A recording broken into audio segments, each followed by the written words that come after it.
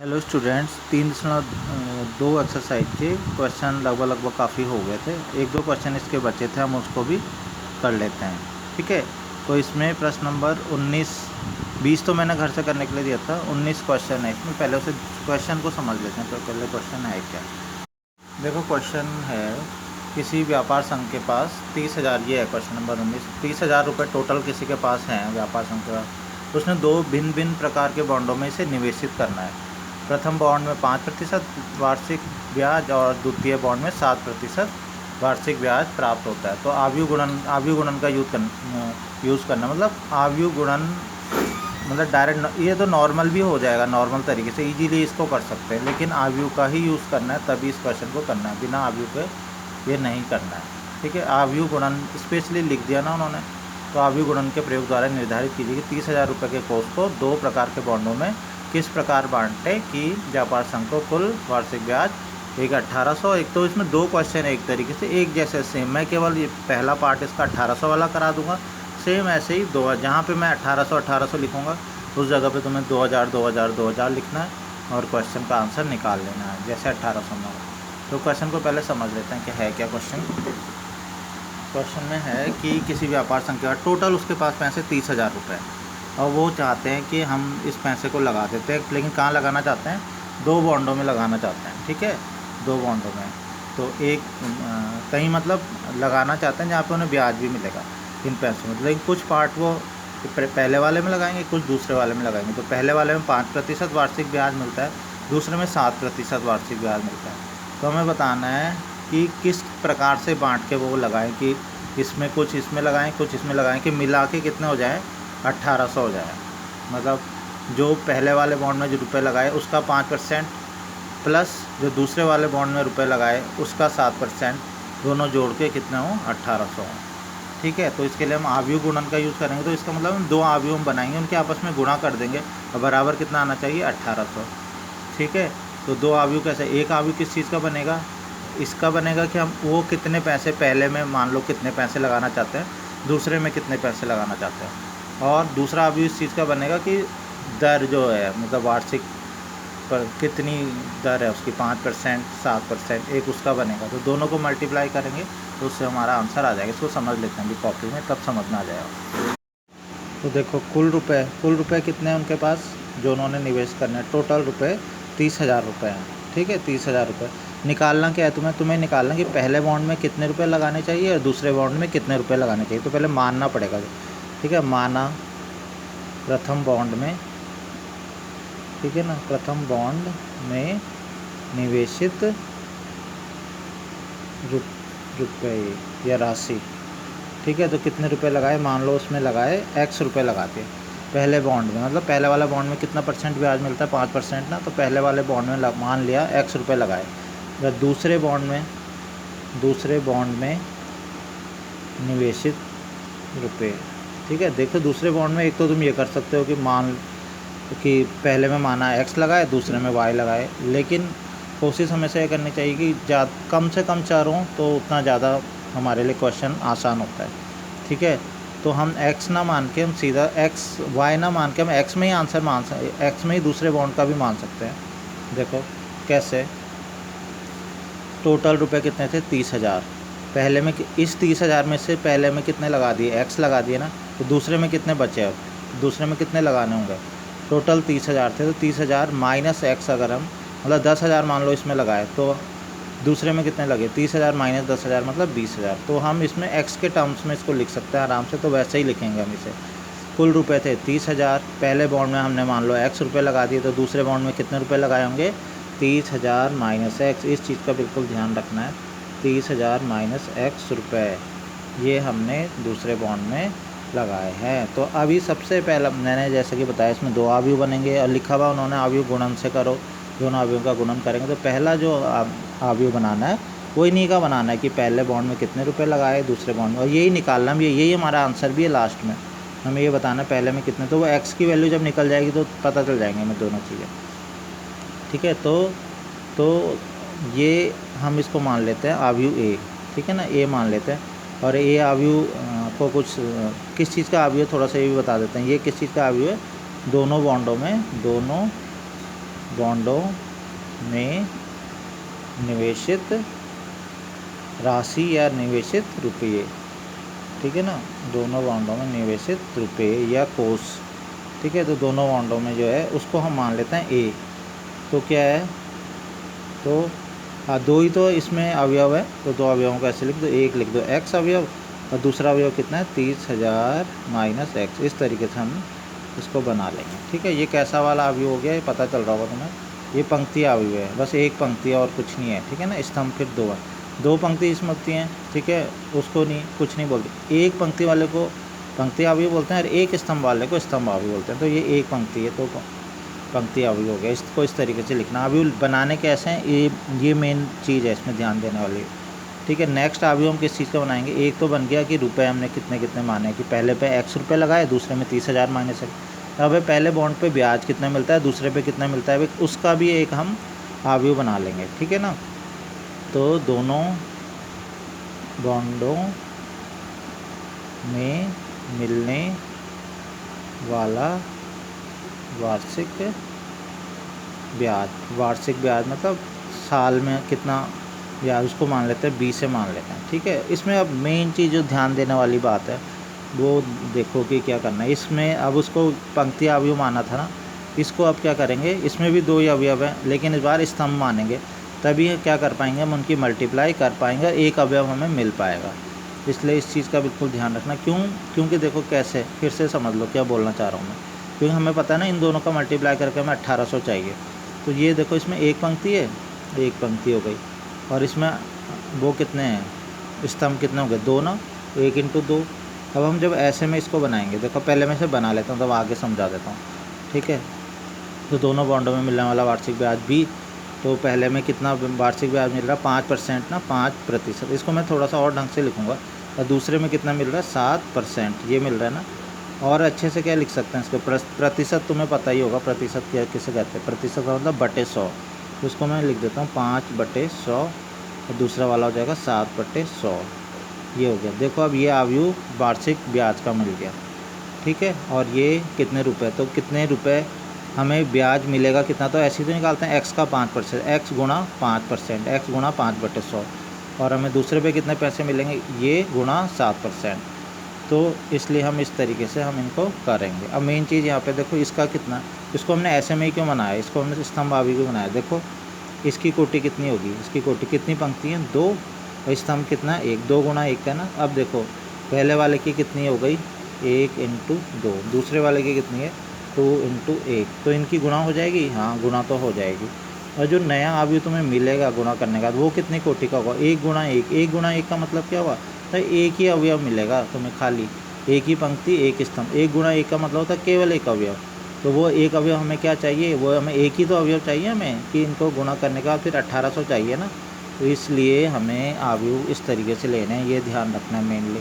तो बहुत ध्यान से समझना इस प्रश्न को, ठीक है। हो गया। अब प्रश्नानुसार क्या है, बस अब क्वेश्चन सॉल्व हो जाएगा। प्रश्नानुसार क्या है, a इंटू बी, मतलब a की गुणा b से निवेशित रुपए है और वार्षिक ब्याज इनकी गुणा करेंगे तो कितना आएगा 1800।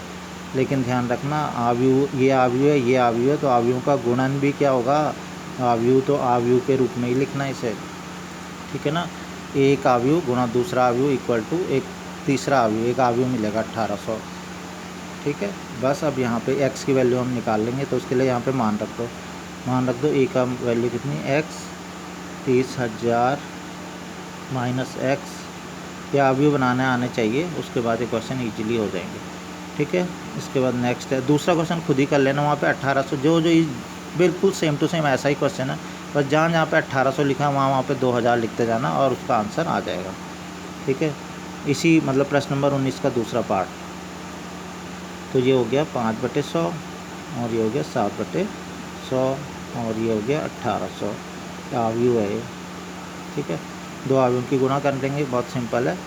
पहले पंक्ति लेते हैं और उसकी पहले स्तंभ से करते हैं। तो यहाँ पे देखो कि पहली पंक्ति की पहले स्तंभ से करी, पहली पंक्ति का काम ख़त्म हो गया, किसी से आगे मतलब हम एक ही बार गुणा होगी बस, खाली उसका कुछ होगा ही नहीं। तो एक ही अवयव मिलेगा, हमें चाहिए भी एक ही अवयव था। तो कुल मिला के क्या अवयव मिलेगा, x गुणा 5/100 प्लस 30,000 माइनस एक्स गुणा 7/100। ठीक है, ये अवयव हमको मिल जाएगा। यही तो मिलेगा, पहली पंक्ति की गुणा करी पहले स्तंभ से, एक अवयव मिला। पहली पंक्ति की दूसरे से कर ही नहीं सकते, है ही नहीं, ऐसी दूसरी पंक्ति भी नहीं ले सकते, तो बस एक ही अवयव मिलेगा। और चाहिए भी एक ही था, क्योंकि सामने जो अवयव दिख रहा है इसमें भी क्या है, एक ही अवयव है। ठीक है, तो अब कर लो इसे। दूसरा आप देखो, अब एक अवयव मिला ना हमें यहाँ पे भी एक है, तो दो, अब हम वो अवयव वाला रूल लगाएंगे कि दो अवयव समान होते हैं, बीच में बराबर किसी ने। दो अवयव कब समान होते हैं, जब उनके संगत अवयव बराबर होते हैं ना। तो इसका एक ही अवयव है इस बार, तो संगत अवयव बराबर होंगे, इसका मतलब हम अवयव अब सीधा हम बोलेंगे कि ये पहला वाला अवयव इसके पहले वाले अवयव के बराबर होगा। तो अब ये अवयव को हम हटा सकते हैं बाहर से, सीधा इसको सॉल्व करना शुरू कर देंगे। ठीक है ना, तो कितना हो जाएगा ये, देखो 5x/100 और प्लस यहाँ पे मल्टीप्लाई कर दो, कितना हो जाएगा, 7×21 0 0 0 0 माइनस 7x और ये बटे कितना हो जाएगा, 100 हो जाएगा। ठीक है, यहाँ कितना हो जाएगा, 1800 हो जाएगा। ठीक है, इसके बाद नेक्स्ट क्या करेंगे, 100 एलसीएम लेके और इसमें x की वैल्यू हम निकाल लेंगे। ठीक है, तो हम कर लेते हैं। यहाँ पे मान लो 100 एलसीएम ले लिया। 100 जब यहाँ एलसीएम लेंगे तो उधर जाके 100 की गुणा हो जाएगी। ठीक है, और यहाँ पे क्या सॉल्व हो जाएगा, 5x और माइनस 7x, तो 7x माइनस 5x, मतलब 5x में से 7x हटाया, कितना हो जाएगा, माइनस 7 में से 5 गया 2, माइनस 2x प्लस कितना हो गया, 21 0 0 0 0। और ये 100 तो एलसीएम आ जाएगा ना, 100 की गुणा उधर हो जाएगी, 18 0 0 0 0। ठीक है, तो माइनस 2x है, तो ये उधर चला जाएगा, माइनस 2x इक्वल टू है, तो ये उधर चला गया, 18 0 0 0 0 माइनस 0। ठीक है, 21 में से 18 गया, कितना हो गया, 3, तो माइनस का हो जाएगा, -3 0 0 0 0। ठीक है, तो माइनस 2x इक्वल टू -3 0 0 0 0। ठीक है, तो माइनस से माइनस किया, x की वैल्यू कितनी आ गई, 15 0 0 0, इकाई दहाई सैकड़ा हज़ार 10,000, 15,000।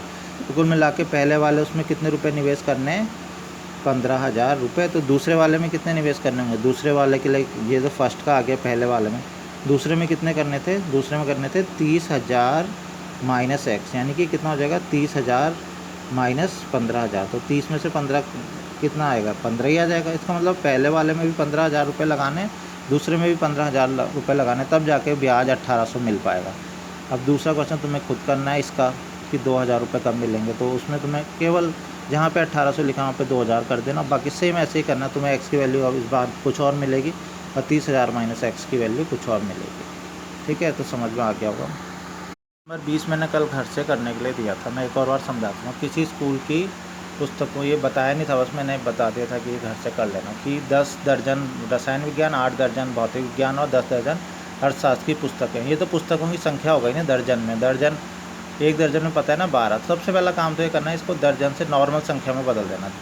ठीक है, मतलब ये अवयव जब बनाओगे तो ये कितना हो जाएगा, 12 की गुणा 10 से करो 120, 12 अट्ठे 96, मतलब 120 किताबें रसायन विज्ञान की है, 96 किताबें भौतिक विज्ञान की है, 110 किताबें अर्थशास्त्र की है। तो एक पंक्ति अवयव बना लेना, 120 96 और 120 ऐसे पंक्ति में। ठीक है, एक अवयव ए बन गया, 120 96 और 120। दूसरा इनका विक्रय मूल्य, मतलब प्रति पुस्तक, एक पुस्तक कितने में बिकती है, तो उनका विक्रय मूल्य दे रखा है 80 60 और 40। तो इसका भी एक अवयव बना लेना, लेकिन वो कैसा बनाना, वो स्तंभ अवयव बनाना। तो ठीक है, क्योंकि अवयव गुणन का प्रयोग करना है ना बाद में, तो वो 80 60 और 40 वो स्तंभ में बनाना, वो पंक्ति में बनाना। और तुम अवयव बीजगणित के प्रयोग द्वारा कुल कितनी धनराशि, तो कुल धनराशि के लिए क्या करना पड़ेगा, इनकी आपस में गुणा करनी पड़ेगी, दोनों अवयवों की गुणा करेंगे तो हमें आंसर पता चल जाएगा। ठीक है, इसके बाद 21 और मैं तुम्हें समझा दूँ, जो 21 और 22 क्वेश्चन है उसके लिए यहाँ पे 20 क्वेश्चन जैसे ही ख़त्म हो रहा है ना, उसके तुरंत बाद ये लिखा है ना, मान लीजिए कि XYZ ये हैं कोटियाँ के अवयव हैं, तो नीचे दिए गए प्रश्न संख्या 21 और 22 में सही उत्तर चाहिए। तो बिल्कुल ये ध्यान रखना, 21 और 22 कहीं तुम सीधा देख रहे 21 22 और समझ में नहीं आ रहा कि करना क्या है। 21 22 का रिलेशन इससे है, मान लीजिए से, ये 20 के तुरंत बाद जो लिखा हुआ है। ठीक है, तो 21 22 में समझा देता हूँ। तो उससे पहले 21 22 से पहले ये चीज़ है कि मैं अभी बताता हूँ कॉपी में। तो क्या है, मैंने उसी को थोड़ा शॉर्ट फॉर्म में जो वहाँ पे लिखा है उन्होंने, मैं लिख दिया कि प्रश्न नंबर 21 और प्रश्न नंबर 22 के लिए ये चीज़ दे रखी। क्या दे रखी है? 5 अवयव दे रखे हैं, एक्स वाई जेड, ये सब कैपिटल है, डब्ल्यू पी। तो इनकी कोटियाँ दे रखी हैं कितनी कितनी, एक्स की 2 इंटू एन है, इसकी 3 इंटू के, इसकी 2 इंटू पी, इसकी एन इंटू 3, इसकी पी इंटू के। इन्हीं के बेस में अब प्रश्न नंबर 21 और प्रश्न नंबर 22 है। मतलब प्रश्न नंबर 21 और प्रश्न नंबर 22 इन्हीं पे आधारित हैं, उनके आंसर देने हैं। ठीक है, तो ये क्वेश्चन है कि P Y plus W Y के परिभाषित होने के लिए एन के तथा पी पर क्या प्रतिबंध होगा। ये ऑप्शन वाला क्वेश्चन है, ध्यान रखना। दूसरा भी 22वां भी ऑप्शन वाला, तो थोड़ा ऑप्शन से भी हेल्प लेनी है। ठीक है, तो ऑप्शन देख लेंगे, अपनी बुक में देख लेंगे। फिलहाल यहाँ पे हमें एन के पी के बारे में थोड़ी सी इन्फॉर्मेशन देनी है। ठीक है, कि ये चीज़, अब वो इन्फॉर्मेशन देनी कैसे उनके बारे में बताना है, इसकी मदद से बताना है एन के और पी के बारे में, कि पी वाई और डब्ल्यू वाई, कि ये उन्होंने बताया कि ये परिभाषित है, मतलब ऐसा हो सकता है। तो ऐसा मैंने बताया था। देखो इसमें दो चीज़ें आ रही हैं, एक तो ये आ रहा है कि पी की गुणा वाई से हो जाएगी, डब्ल्यू की गुणा किससे हो जाएगी, वाई से। फिर जो पी की गुणा वाई से होगी, डब्ल्यू की गुणा वाई से होगी, उसको आपस में हम जोड़ सकते हैं। तो कुल मिला के इसमें तुम्हें जो प्रॉपर्टी लगानी है वो बिल्कुल ध्यान से रखना कि एक तो तुम्हें पता होना चाहिए कि दो अवयवों की गुणा कब होती है, वो वाली प्रॉपर्टी लगानी है। दो अवयवों का योग कब होता है, वो प्रॉपर्टी। देखो मैं समझाता हूँ, समझ में आ जाएगा आराम से। देखो पी वाई प्लस डब्ल्यू, ये परिभाषित है ना। देखो तो पी, अच्छा ये बताओ पहले पी की कोटि है कितनी, ऊपर से देख लो कितनी है, पी इंटू के, यही तो है। वाई की कोटि देख लो ज़रा कितनी है, ऊपर से देख लो 3 इंटू के। ऐसी डब्ल्यू की कोटि भी देख लो ज़रा, डब्ल्यू की कोटि भी ऊपर लिखी होगी कितनी है, एन इंटू 3। और ऐसी वाई की कोटि भी देखो कितनी है, 3 इंटू के। अब सबसे पहले अभी जोड़ को भूल जाओ थोड़ी देर को, सबसे पहले देखते हैं कि गुणा, पी की वाई से गुणा, ठीक है ना, पी की वाई से गुणा और डब्ल्यू की भी वाई से गुणा। पहले ये देखते हैं कि ये तो यहाँ से हो पा रही है, और होनी तो उन्होंने कहा कि होनी तो चाहिए, तो उसके बेस में ही हम कुछ चीज़ें प्रूफ कर देंगे। तो देखो सबसे पहले यहाँ पे तो होती कब है, जब ये बीच वाले बराबर होते हैं ना। तो ये 3 इंटू 3, ये 3 और 3 ये दोनों बराबर होने चाहिए, तो बराबर है ना। ठीक है, तो इसमें कोई दिक्कत नहीं। ठीक है, दूसरा वाला देखो ज़रा, दूसरे वाले में क्या है, फिर से ये क्या, उन्होंने कहा कि ये परिभाषित, क्वेश्चन में ख़ास बातें दी गई कि ये परिभाषित होने के लिए, मतलब ये परिभाषित हो जाए, ऐसा हो जाए तो क्या एन के और पी कैसे कैसे होने चाहिए। तो हम के है, ये 3 है, तो देखो पी की गुणा वाई से, मैंने क्या बोला था, पी की गुणा वाई से कब हो पाएगी, तभी हो पाएगी जब ये बीच वाले बराबर होते हैं। इसका मतलब है, उन्होंने लेकिन क्वेश्चन में कहा है कि ये हो सकती है गुणा। इसका मतलब क्या है, साफ साफ पता चलता है यहाँ से कि के बराबर कितना होना चाहिए, 3 होना चाहिए, तभी इन दोनों के आपस में गुणा, ये और ये बराबर हो जाएंगे। इसका मतलब एक चीज़ तो हमारे पास यही आ गया आंसर हमारा, कि के बराबर कितना। यहाँ से तो कुछ मिल ही नहीं रहा, 3 बराबर 3 है, तो उससे क्या हमें फ़ायदा हुआ। ठीक है, लेकिन यहाँ से हमें फ़ायदा हो गया के बराबर 3। तो हम एक ऑप्शन देखेंगे, तो पहले वाले ऑप्शन में के बराबर 3 लिखा है, और सी वाले में भी के बराबर 3 है। तो 2 ऑप्शन तो चले गए, बस ए और सी बचा। ठीक है, अब उनमें से भी और भी चीज़ हमें बतानी है। ठीक है, तो सबसे पहले हमने दो चीज़ें देख ली गुणा वाली, की पी की गुणा वाई से और डब्ल्यू की गुणा वाई से। तो उसके बेस पे हमें क्या मिला, तो उसके बेस पे हमें के बराबर 3 मिल गया। ठीक है, नेक्स्ट हम क्या करेंगे, नेक्स्ट अब हम यहाँ पे हम क्या देखने की कोशिश करेंगे, जोड़ने का। ठीक है, कि हमने दो चीज़ों को पी वाई और डब्ल्यू वाई को जोड़ा, तो जुड़ते कब हैं, देखो जुड़ते तभी है ना जब कोटियाँ कैसी होती हैं। जुड़ने के लिए तो बहुत सिंपल है, कि जुड़ने और घटने के लिए, कि जब कोटियाँ समान होती हैं, बिल्कुल एक जैसी होती है। तो पहले हम पी वाई पी वाई को पूरे डब्ल्यू वाई में तो जोड़ना, पहले पी वाई की कोटि देख लेते हैं। मैंने ये भी बताया कि दो अगर अवयवों को आपस में गुणा कर रहे हैं तो उनकी कोटि कितनी होती है। तो पी की गुणा वाई से अगर करें तो जो फाइनल हमें अवयव मिलेगा उसकी कोटि कितनी होगी, उसकी कोटि होगी पी इंटू के। यही तो बताया था, ये पहला वाला और ये लास्ट वाला। इनकी गुणा करने का जो मिलेगा हमें, उसकी कोटि कितनी होगी, उसकी कोटि होगी एन इंटू के।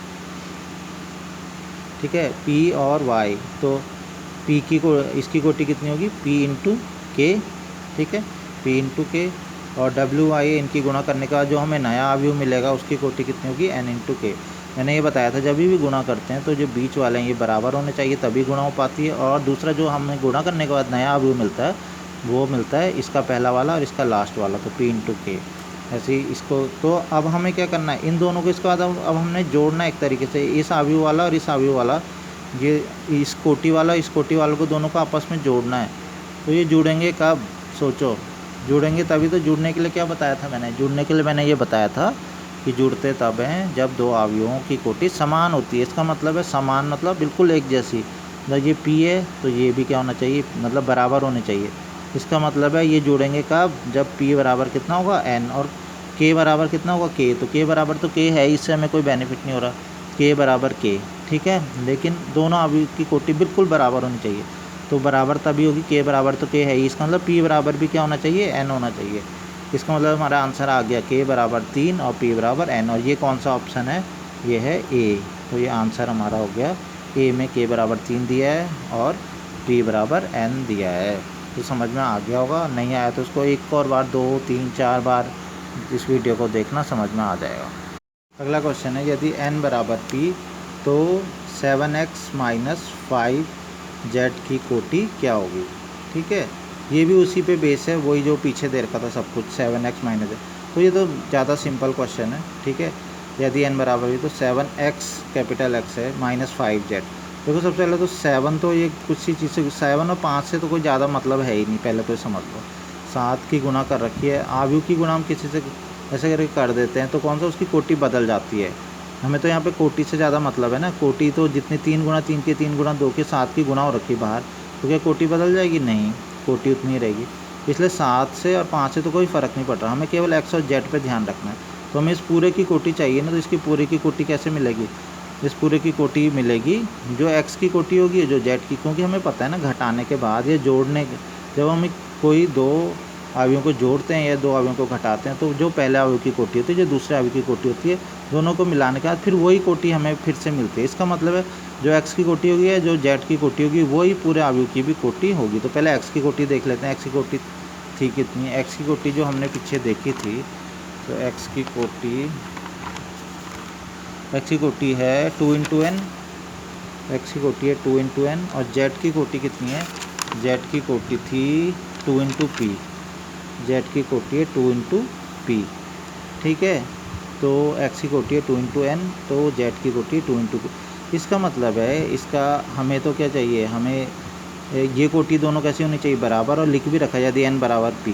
ठीक है, n बराबर p है तो इस n की जगह पे p रख दो, तो 2 इंटू पी, या इस p की जगह पे n रख दो, तो 2 इंटू एन। तो कुल मिला के हमारा आंसर 2 इंटू पी भी हो सकता है, 2 इंटू एन, कुछ भी आंसर हो सकता है। ठीक है, तो हम आंसर में देख लेंगे कौन सा आंसर दे रखा है। तो हम देखेंगे प्रश्न नंबर 22 का जो आंसर बी है वो 2 इंटू एन दे रखा है। मैं ये बता दूं कि अगर इसी में 2 इंटू पी भी दिया होता आंसर, वो भी आंसर सही होता।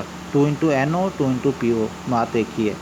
ठीक है, क्योंकि यहाँ पे एन बराबर किसके, पी के। जब एन और पी दोनों बराबर हैं तो चाहे 2 इंटू एन लिखो 2 इंटू पी लिखो, बात तो एक ही है ना, जब दोनों बराबर हैं तो। ठीक है, लेकिन आंसर में 2 इंटू एन है, आंसर मान लो 2 इंटू एन होता ही 2 इंटू पी होता तो वो भी सही आंसर होता। ठीक है, तो इस तरीके से इस एक्सरसाइज के क्वेश्चन सारे के सारे ख़त्म हो गए हैं, ये पूरी एक्सरसाइज हो चुकी है। अब हमने अगर इसको ढंग से थोड़ा सा क्वेश्चन आंसर को उनको देख लेना एक बार। ठीक है, अब हम नेक्स्ट पढ़ेंगे आयु का परिवर्त। तो मैं अभी थोड़ा सा उसको बता रहा हूँ आयु का परिवर्त क्या होता है। ठीक है, नेक्स्ट है आयु का परिवर्त। आयु का परिवर्त, ट्रांसपोज ऑफ ए मैट्रिक्स इसको बोलते हैं इंग्लिश में, ट्रांसपोज आयु का परिवर्त। इसको जो प्रदर्शित किया जाता है, एक का डैश लगा देते हैं, या क्योंकि इंग्लिश में इसे ए ट्रांसपोज बोलते हैं तो एक ही घाटी, लेकिन जो नॉर्मली हमारी बुक में बार बार यूज़ होगा वो ए डैश ही यूज़ होगा। ठीक है, ए डैश मतलब ए का परिवर्त या ट्रांसपोज। बहुत आसान ये है, मैं समझा देता हूँ। ए का परिवर्त, कोई आयु ए है उसका परिवर्त क्या होता है। कोई आयु ए है यदि, ठीक है, ए की पंक्तियों, ए की किसी आयु ए की पंक्तियों तथा स्तंभों का परस्पर विनिमय का मतलब एक्सचेंज, परस्पर विनिमय करने से प्राप्त होने वाला आयु ए का परिवर्त कहलाता है। तो समझ में आ गया होगा कि अगर हम क्या करें, बहुत ही आसान है, बहुत ही सिंपल है। क्या, अगर हम कोई भी एक अवयव ए है उसकी पंक्तियों को स्तंभ को पंक्तियों में बदल दें आपस में, तो जो नया अवयव मिलेगा वो क्या कहलाता है, उसका परिवर्त कहलाता है। जैसे चलो देखो समझ लेते हैं, जैसे मान लो एक है 2 3 4 3 8 6, ठीक है, ये एक अवयव हो गया। ठीक है, ये अवयव हम इसका परिवर्त निकालना चाहते हैं कि एक अवयव ए है, इस अवयव का परिवर्त अवयव जिसको कि हम ए डैश से बोलते हैं, ए डैश इसका परिवर्त। मैंने अभी भी क्या समझाया, परिवर्त अवयव क्या होता है, हम पंक्तियों को स्तंभ, तो तुम ज़्यादा कंफ्यूज मत होना कि पंक्ति को स्तंभ में बदलें। अरे तुम स्तंभ को अगर पंक्ति में बदलोगे तो खुद ही पंक्तियाँ स्तंभ में बदल जाएंगी। ठीक है, जैसे मान लो मैं दोनों बता देता हूँ। जैसे मान लो तुम कोई एक भी कर लेना। ठीक है, मान लो मैं ऐसा करता हूँ कि जो स्तंभ है ना, इनको पंक्तियाँ बना देता हूँ। ठीक है, जैसे पहला वाला ये क्या है, पहला स्तंभ बोलते हैं ना इसे, पहला स्तंभ। तो मैं करता हूँ पहले स्तंभ को पहली पंक्ति बना देता हूँ, 2 3। ये पहला स्तंभ था ना, तो मैंने बदल दिया। मैंने क्या बोला, स्तंभों को पंक्ति बनाते हैं, पंक्ति को स्तंभ बनाते हैं। तो हम एक ही चीज़ देखते हैं, या तो स्तंभ को पंक्ति बनाओ या पंक्ति को स्तंभ बनाओ। मैंने पहले स्तंभ को, पहला स्तंभ को बना दिया पहली पंक्ति। ठीक है, पहले स्तंभ को बना दिया पहली पंक्ति। ठीक है, पहले स्तंभ को पहली पंक्ति बना दिया। उसके बाद अब मैं दूसरे वाला स्तंभ है, ठीक है, इसको मैं बना लेता हूँ दूसरी पंक्ति। इसके बाद ये तीसरा वाला स्तंभ है, इसको मैं बना लेता हूँ तीसरी पंक्ति। ठीक है, बस हमने स्तंभों को किस में बदल दिया, पंक्ति में। तो पंक्तियाँ खुद ही स्तंभ में बदल जाएंगी, तो ये परिवर्त आ जाएगा। ठीक है, मैंने अभी स्तंभों को पंक्ति, चलो मैं इसको थोड़ा दूसरे तरीके से भी बता देता हूँ, आंसर तो वही आने वाला फिर भी। ठीक है, केवल समझाने के लिए तुमको। ठीक है, दूसरे तरीके से भी बता देता हूँ। क्या, मैं मान लो स्तंभों को पंक्तियों में नहीं बदलता, मैं पंक्ति को स्तंभ में बदल देता। अब पहली पंक्ति कौन सी थी, देखो 2 3 4, ये थी ना पहली पंक्ति थी, 2 3 4। इसको मैं पहली पंक्ति को पहला स्तंभ बना देता हूँ, 2 3 4। ये पहली पंक्ति थी, इसको पहला स्तंभ बना दिया। और दूसरी पंक्ति क्या थी, 3 8 6। दूसरी पंक्ति को मैं दूसरा स्तंभ बना देता हूँ। इस बार मैंने पंक्ति को स्तंभ में बदला। देखो, तो चाहे स्तंभ को पंक्ति में बदलो, पंक्ति को स्तंभ में बदलो, आंसर एक ही आएगा। तुम्हें कोई एक काम करना है तो ईजीली ये परिवर्त मिल जाता है। परिवर्त क्या होता है, पंक्तियों को तथा स्तंभों को आपस में बदलने पे जो हमको नया अवयव मिलता है वो एक अवयव का परिवर्त कहलाता है, ए डैश इससे कहते हैं। तो बहुत आसान है, ईजी है, आराम से इसके क्वेश्चन हो जाएंगे। नेक्स्ट हम अवयव के परिवर्त के गुणधर्म पढ़ेंगे। ठीक है, कुछ गुणधर्म होते हैं, 3 4 गुणधर्म इसके हैं, तो ये याद रखना है। ये ठीक है, कोई ज़्यादा टफ नहीं है, याद रखने हैं। ये सत्यापित करने के लिए भी आएंगे, वहाँ पे भी कर सकते हैं, और वैसे ही लर्न भी, ये याद भी रखने हैं। ठीक है, पहला है कि ए का परिवर्त इक्वल टू ए होता है। मतलब क्या हुआ इसका, मतलब कोई अवयव ए है, उसका परिवर्त कर दिया, और जो परिवर्त करके आया उसको फिर से परिवर्त कर दिया, तो फिर ए मिल जाए। खुद ही सोचो, किसी की तुमने पंक्ति को स्तंभ में बदला, ठीक है, और दोबारा से फिर उसका परिवर्त, मतलब फिर से पंक्तियों को स्तंभ को फिर आपस में बदल दिया, तो फिर से वही तो मिल जाएगा वापस। तो किसी का परिवर्त 2 बार परिवर्त कर देना, किसी का पहले एक बार परिवर्त किया, फिर दोबारा से परिवर्त कर दिया, फिर हमें वही दोबारा से मिल जाता। तो ए का परिवर्त बराबर ए होता है, इसको ध्यान रखना। दूसरा होता है सेकंड, के इंटू के, तुम्हें कई बार समझ में आ गया हो, ये ए तो अवयव है, के कोई संख्या है, 2 3 4 5 ऐसे कोई संख्या है। के ए का परिवर्त अगर हम ऐसे करें, ठीक है, मतलब ऐसे 2 इंटू 5 6 7 8 ऐसे, इसका परिवर्त, इस पूरे का परिवर्त हम करना चाहें तो इक्वल टू कितना होता है, के ए का परिवर्त।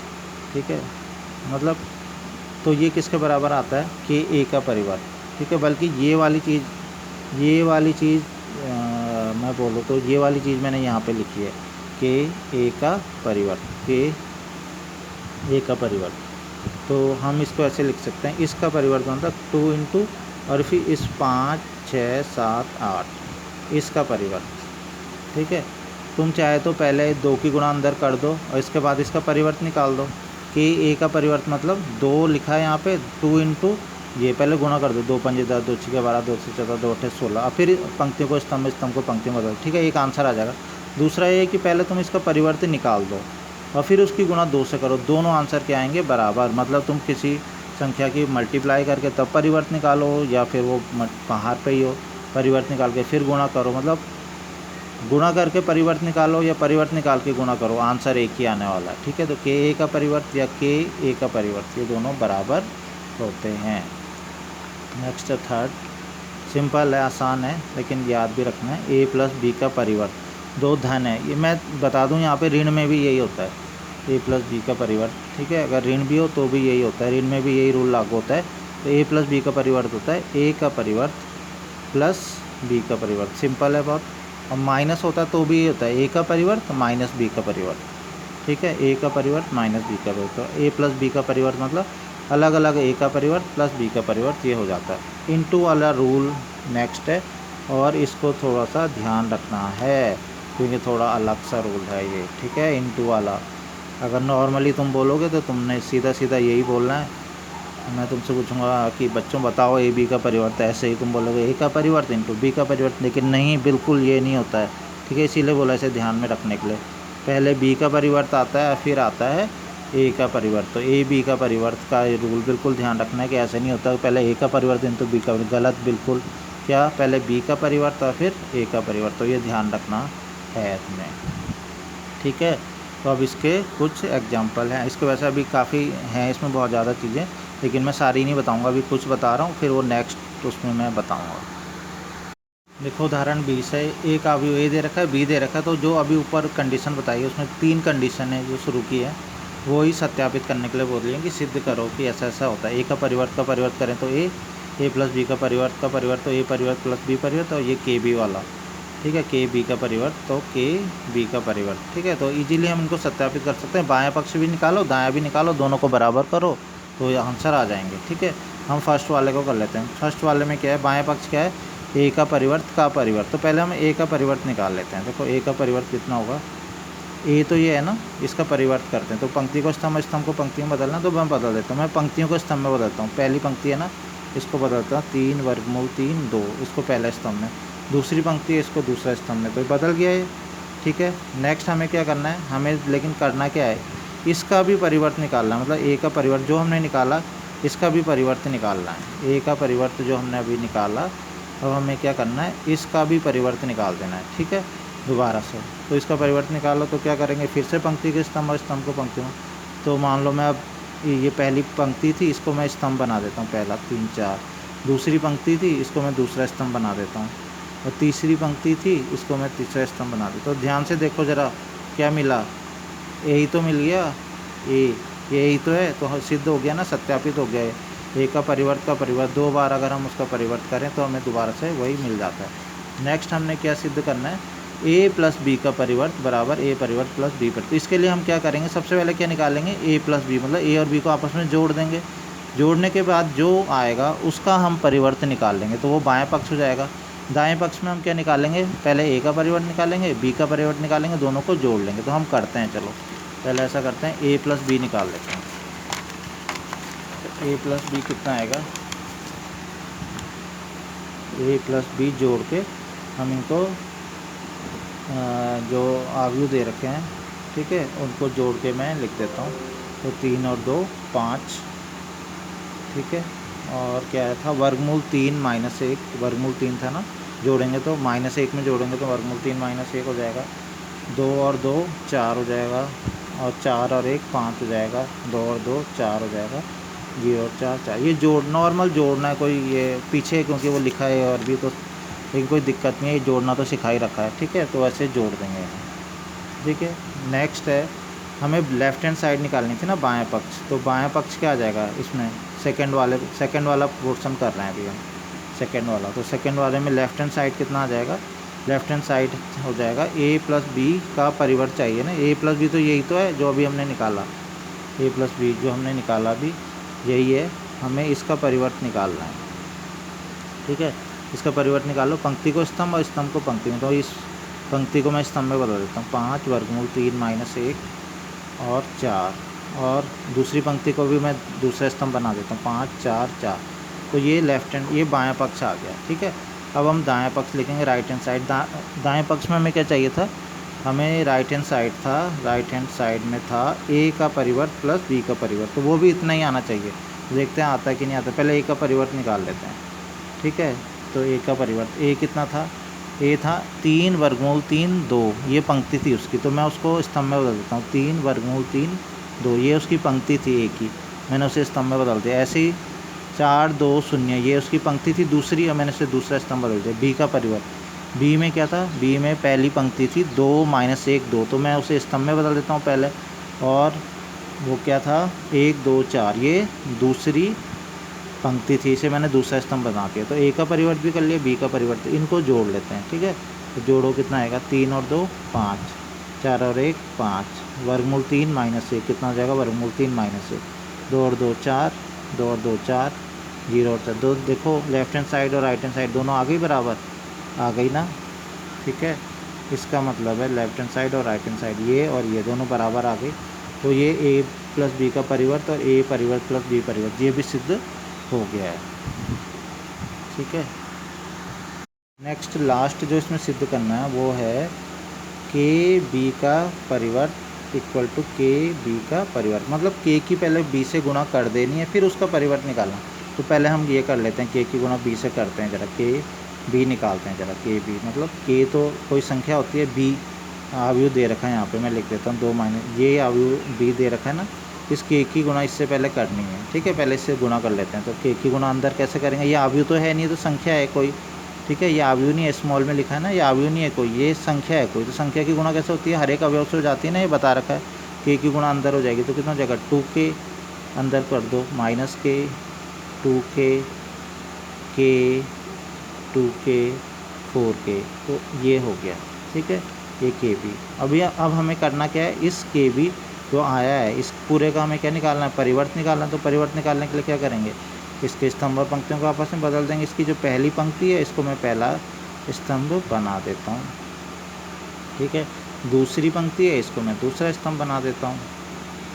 तो ये इसका बायां पक्ष एक तरीके से हमें लेफ्ट हैंड साइड, ये लेफ्ट हैंड साइड हमको मिल गया, बायां पक्ष इतना आ गया। दायां पक्ष भी निकालते हैं, दायां पक्ष भी इतना लाने की कोशिश करते हैं। राइट हैंड साइड कितना है, के बी का परिवर्त है ना, तो के बी का परिवर्त लिख देते हैं। बी क्या है, बी का ये था ना, बी इतना पीछे दे रखा है, पीछे लिखा हुआ, लेकिन यही तो है बी, इसका परिवर्त निकाल लेते हैं। 2 माइनस 1 2 है ना, तो इसको पहली पंक्ति को पहला स्तंभ बना देते हैं और 1 2 4 ये बना दिया, ठीक है ना। अब के की गुणा अंदर कर दो, कितना आ जाएगा 2 के के, ठीक है। के की गुणा इससे करो माइनस के 2 के 4 के। तो देखो ध्यान से, क्या ये लेफ्ट हैंड साइड और राइट हैंड साइड, ये लेफ्ट हैंड साइड थी और ये राइट हैंड साइड बराबर आ गई, बिल्कुल ये बराबर आ चुकी हैं, left hand side equal to right hand side. तो ये भी इजीली ये हो गया है। इसमें नेक्स्ट है उदाहरण 21 है, ये भी ऐसा 4 उसकी प्रॉपर्टी थी ना, गुणधर्म, उसमें से 3 पे क्वेश्चन तो हो गए थे ना, 3 को सत्यापित करने के लिए तो बोल दिया था, एक लास्ट गुणा वाला बच गया था, तो वो इसमें सत्यापित करने के लिए बोला। तो आसान है ये भी बहुत, एक अवयव ए दे रखा है, एक अवयव बी दे रखा है, तो सत्यापित कीजिए लास्ट वाला जो था ए बी का परिवर्त, क्या बताया था, ए बी का परिवर्त, पहले किसका परिवर्त, बी का परिवर्त फिर ए का परिवर्त। तो इसको सत्यापित करने के लिए बहुत सिंपल है, बायां पक्ष करेंगे। बायां पक्ष को करने के लिए हम क्या करेंगे, बायां पक्ष निकालने के लिए ए बी की का परिवर्त निकालना है, इसका मतलब पहले ए की गुणा बी से कर देंगे, जो आएगा उसका परिवर्त निकालेंगे बायां पक्ष निकालने के लिए। तो पहले ए की गुणा हम बी से कर देते हैं, तो गुणा करना हमें आता है ये 2 4 5 और 1 3 माइनस 6। तो कैसे गुणा करते हैं हम, क्या बताया था, पहले पहली वाली पंक्ति लेते हैं, इसमें तुम बोल रहे हो पंक्ति में तो कुछ दिख नहीं रहा, दिख तो रहा है, 1 माइनस 2 तो है ही, एक ही अवयव है, कोई बात नहीं। तुम पहली पंक्ति की पहले स्तंभ से करते हैं, तो हम बोलोगे यहाँ भी कोई स्तंभ नहीं दिख रहा है, तो एक ही है भले ही, तो कुल मिला के क्या होगा, -2 की गुणा किससे होगी, 1 से ही होगी, कन्फ्यूज मत होना बिल्कुल भी, ठीक है ना। ये क्योंकि मैंने बोला था पहली पंक्ति को फिक्स कर लेते हैं, उसकी स्तंभों से गुणा करते जाते हैं। पहली पंक्ति की इसके स्तंभ से गुणा करी, लेकिन स्तंभ तो ज़्यादा, स्तंभ में भी यहाँ ज़्यादा नहीं है, पंक्ति में भी ज़्यादा नहीं है, यानी कि एक ही अवयव आएगा, -2 गुणा 1 बस ख़त्म, प्लस करने की ज़रूरत नौबत आ ही नहीं रही यहाँ पे, इस वजह से नहीं आ रही क्योंकि कुछ है ही, यहाँ पंक्ति में भी कुछ नहीं है, स्तंभ में भी कुछ नहीं, तो ख़त्म हो गया पहला अवयव। दूसरा, अभी पहले पंक्ति के अब दूसरे से करते हैं, तो -2 गुणा 3 ये दूसरा स्तंभ ये हो गया, और -2 गुणा -6 ये तीसरा हो गया। तो ये ध्यान रखना, ऐसे नहीं कि इनको आपस में जोड़ दिया कहीं और फिर बना दिया, बिल्कुल इस चीज़ का ध्यान रखना कि पहली पंक्ति ये थी और ये पहला स्तंभ था, पहली पंक्ति और पहले स्तंभ से एक ही अवयव बनता है, और ज़्यादा होते हैं उनको आपस में जोड़ के एक ही बनता है, यहाँ पे प्लस की नौबत ही नहीं आई इस बार, ये बिल्कुल ध्यान देना। नेक्स्ट है इसकी 4 की गुणा करेंगे ऐसे ही सेम, तो 4 गुणा 1 4 गुणा 3 4 गुणा -6, ठीक है। फिर 5 की करेंगे, 5 गुणा 1 5 गुणा 3 और 5 गुणा -6, तो ये मल्टीप्लाई करके लिख दो, कितना आएगा, -2 -6 प्लस 12 4 12 24 5 15 30, ठीक है। तो ये हमारा ए बी आ गया, लेकिन हमें चाहिए कि हमें बायां पक्ष निकालना है ना, लेफ्ट हैंड साइड, तो लेफ्ट हैंड साइड में हमें क्या चाहिए था, ए बी का परिवर्त चाहिए, ठीक है। तो जो ए बी आया है हम इसका परिवर्त निकाल लेते हैं। ठीक है, पंक्ति को स्तंभ, स्तंभ को पंक्ति में, ऐसा करते हैं। ये पंक्ति ऐसे स्तंभ में बदलना शुरू करते हैं। -2 -6 12, पहली पंक्ति को हमने स्तंभ में बदला, दूसरी पंक्ति को भी स्तंभ में बदलो, तीसरी पंक्ति है इसको भी स्तंभ में बदलो। तो ये हमारा बायां पक्ष आ गया। दायां पक्ष क्या है, बी का परिवर्त निकालो और ए का परिवर्त निकालो और उनके आपस में गुणा कर दो। बी का परिवर्त निकालो, ए का परिवर्त निकालो और गुणा कर दो। ठीक है, तो पहले हम ऐसा करते हैं, बी का परिवर्त निकाल लेते हैं। आसान है, बी का परिवर्त तो पंक्ति एक ही पंक्ति है इसमें, इसको एक स्तंभ में बदलते हैं, 3 -6। ठीक है, और ए का परिवर्त निकाल लेते हैं, एक ही स्तंभ है, इसको पंक्ति में बदल देते हैं, 4 5। ठीक है, बस अब इन दोनों के आपस में गुणा करनी है, बी का परिवर्त गुणा ए का परिवर्त। ये गुणा कर दो इनको। तो कैसे, पहली पंक्ति पहला स्तंभ गुणा करो, ए गुणा -2 कितना आ जाएगा, -2 आ जाएगा। पहली पंक्ति दूसरा स्तंभ, ए गुणा 4, ए गुणा 5। ठीक है, वैसे ही जैसे पहले किया था सेम, 3 गुणा -2, 3 गुणा 4, 3 गुणा 5, -6 गुणा -2, -6 गुणा 4, -6 गुणा 5। ठीक है, तो ये सॉल्व करके कितना आ जाएगा, -2 4, देखो यही आएगा, -2 4 5, -6 12 15, 6 दूनी 12, 6 6 को 24, -24 -30, वही जो लेफ्ट हैंड साइड था वही राइट हैंड साइड सेम वही आ जाएगा। ठीक है, तो -2 4 5 -6 12 15 12 -24 -30। तो यहाँ से क्या हो गया, राइट हैंड साइड, ये राइट हैंड साइड आ गई, left hand side equal to right hand side, तो ये भी सिद्ध हो गया। समझ में आ गया होगा। अब होमवर्क लिख लो, इसमें करना क्या है। ठीक है, एक क्वेश्चन नंबर 20 जो मैंने पिछले एक्सरसाइज के दिया 3.2 का, वो तो करना ही है। इसके अलावा प्रश्नावली 3.3 जो नई वाली है परिवर्त वाली, उसमें प्रश्न नंबर 1 करना है, 2 करना है, 3 4 5 और 6 अभी पूरी नहीं, अभी इसके पूरे उदाहरण भी नहीं हुए हैं। ठीक है ना, पूरी थ्योरी इसकी भी नहीं है परिवर्त की, अभी बहुत सारी चीज़ें इसमें बची हैं और साथ में इसके क्वेश्चन भी अभी बचे हैं। तो अभी प्रश्न नंबर 6 तक इसके खाली क्वेश्चन, इसी पे बेस्ड क्वेश्चन है, वो कर लेना। अगर कोई दिक्कत होगी तो ग्रुप में पूछ सकते हो। और अभी मैं जो तुम क्वेश्चन पूछ रहे हो अभी मैं कुछ दिनों में बताऊँगा उसके आंसर भी। ठीक है, तो इन्हें फ़िलहाल घर में कर लेना।